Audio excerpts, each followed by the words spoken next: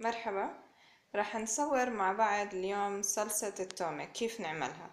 أول إشي إحنا بدنا راس تومة كبير زي هذا، مننظفهم كل الحبات اللي بقلبه ومنحطهم بقلب الخلاط، ومنحط معاهم ملح حسب الرغبة، بتحبوا تحطوا معلقة، أنا هون مستعملة معلقة صغيرة. هلأ راح نهرس التومة مع الملح أول إشي لحالها. هلا احنا عم نهرس التومة والملح لحالها اول اشي.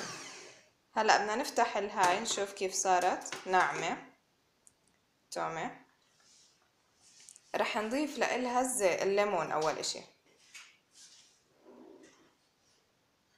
رح نضيف 30 مل من الليمون.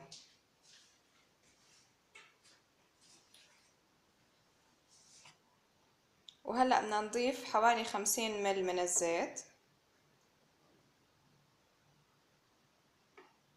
ونرجع نخلطهم مع بعض. نشغل المكسر.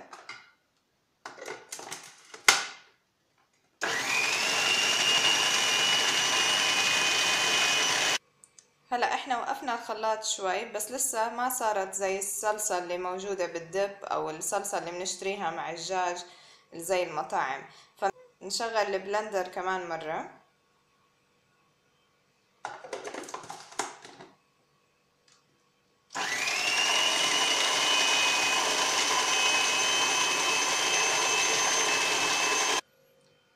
احنا هون استعملنا راس واحد تومة عشان احنا بدنا كمية قليلة، بس اذا حابين تعملوا اكتر تقدروا تضاعفوا كمية الزيت الليمون والتومة.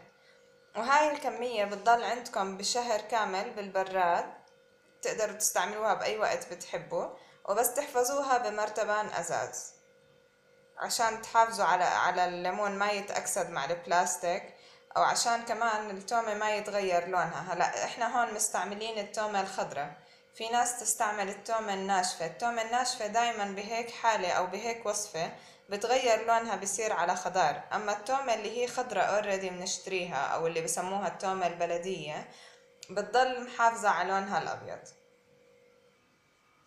وهلأ هيك صارت التومية جاهزة أو صلصة التومة اللي بنقدر ناكلها مع سمك مع دجاج أو مع أنواع معينة من الساندويتشز، أو إذا بتحبوا تاكلوها هيك مع ساندويتش لحالها، وهي كتير مفيدة وإلها فوائد كتيرة. صحتين وعافية.